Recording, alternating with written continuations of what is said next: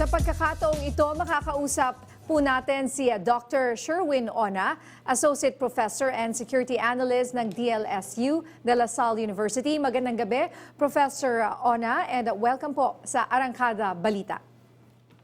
Magandang gabi, Nina and Jack. At again, maraming salamat muli sa inyong imbitasyon. Opo, Professor Ona, nitong nakalipas na linggo at kamakailan ay target na naman daw ng trolls ng China, itong si Commodore Tariela. Nasaan ho ba ang trolls na ito? Nasa Pilipinas po ba sila? And also, let's just backtrack a bit, no? Para sa mga hindi nakakaalam, ano bang nangyayari kay Commodore Tariela? Yeah, Nina, no? Dun sa unang tanong mo, no? Itong troll operations na to against our public officials, ano, ay kumbaga part yan ng kanilang media strategy, ano? To spread disinformation at to counter yung ating mga narratives, ano? Ito yung mga trolls na to ay yung iba ay nandito sa Pilipinas, no? Katulad nga nung revelation last year, no, na nangongontrata sila ng mga local Filipino companies para dun sa kanilang disinformation activities. At yung iba nito ay nasa ibang bansa, no? Karamihan nasa China at nasa iba pang mga lugar, no, para disseminate yung kanilang narratives. So nanggagaling sa kanilang foreign ministry at sa kanilang mga state media. At dun sa unang tanong mo, dun sa nangyari kay Commodore Tariela, ito ay nag-ugat dun sa kanyang Facebook post, no, na nung nag-lecture siya dun sa aming sister college, no, yung De La Salle College of St. Benil, ano. Ito ay isang lecture sa grupo ng mga estudyante na nagpakita nga doon ng picture ni President Xi Jinping na na-source ni Commodore Tariela from the internet. Okay. So yun po yung sinasabi, kaya umalma daw po laban po kay Commodore J. Tama po?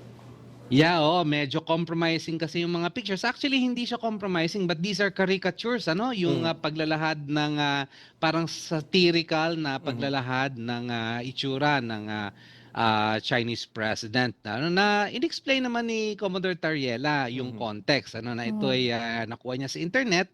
At ito ay nangyari sa isang academic setting. So yung tinatawag na academic freedom para ilahad yung kanyang opinion ay nandun sa eksenang yon. Pero sa tingin niyo po ba ay okay lang ito, Dr. Ona? Well, sa tingin ko talagang okay na okay yan, no? Unang-una, hindi naman tayo nagbago dun sa ating konstitusyon at dun sa ating pagiging isang demokratikong bansa.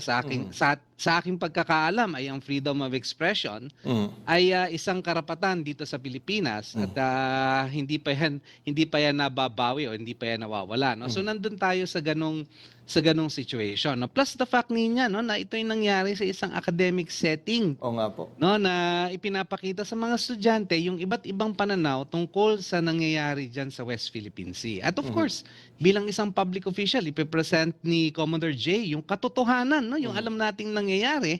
At hindi mo dapat siya kumbaga sisihin dun sa paglalahad niya ng katotohanan dahil yun talaga ang nangyayari. Tsaka I'm sure naman, Dr. Ona, na ang dami din namang propaganda laban kay Commodore J dyan na gawa din ng mga trolls at ng mga ilang mga social media influencers. Tama po ba? Actually, noon pa siya target. Oo, target na Tapos eh. ngayon nakakita na naman sila ng bagong... Nagkaroon laban sa kanila, doon naman napaka-sensitive nila. Hindi ko baga, malakas kayo mga sir, pero hindi kayo marunong tumanggap.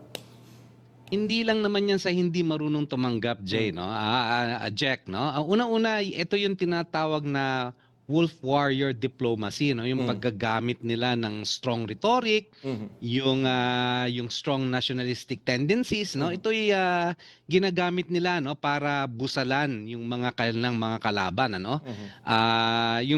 Kumbaga daigin yung narratives na sinasabi ng kanilang mga kalaban.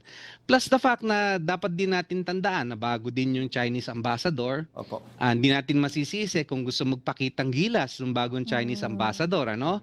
Pero pwede na natin i-factor in yan doon sa equation, Jack, ano? Dahil nga gusto nilang, lalo na ngayon na ang Pilipinas ang chair ng ASEAN, ano? Alam nila na kaya nating mag-dictate ng agenda dito sa ASEAN, ano? Kaya siguro nakikita natin itong ganitong klaseng disinformation, wolf warrior diplomacy at of course yung pagdami na rin ng mga barko ng China dyan sa West Philippine Sea. Pero siguro po, itong si Commodore Tariela, ano po ba ang advice nyo sa kanya? Kung may pinagdaraanan siya ngayon. But I'm sure kayang-kaya niya. Oo, It's just that from an outsider's point of view, yung mga banat sa kanya, nagsalita na nga ang NSC, ang National Security Council, na sobra naman daw undiplomatic and uncalled for itong mga ginagawa kay Commodore Tariela. Alam nyo, medyo kilala ko yan si Commodore J. Wag niyo siyang alalahanin, kayang-kaya niya lahat ng mga batikos na ito. Ang maganda rito, Nina and Jack, todo ang suporta. Nagpahayag ang NSC, nagpahayag ang DFA, at yung ating mga senador nakasama rin doon sa mga pampabatikos ng Foreign Ministry at ng Embassy ay nagsalita na rin. So mahalagang mahalaga na makita yung unity natin, yung stand ng sambayanan. Ang tama yung sinasabi ni ADG Valencia, hindi lamang mga government officials ang nagsasalita dapat dito, pati ang buong sambayanan kailangan aware sila sa mga issues na nangyayari at maka-form sila ng isang critical opinion. Okay. Alright, maraming salamat po, Professor, Doctor. Dr. Ona. Salamat po. Lagi kayong available para sa Arangkada Balita. Sir, magandang gabi. Ingat po kayo. Salamat din, Nina and Jack. Mabuhay po kayo.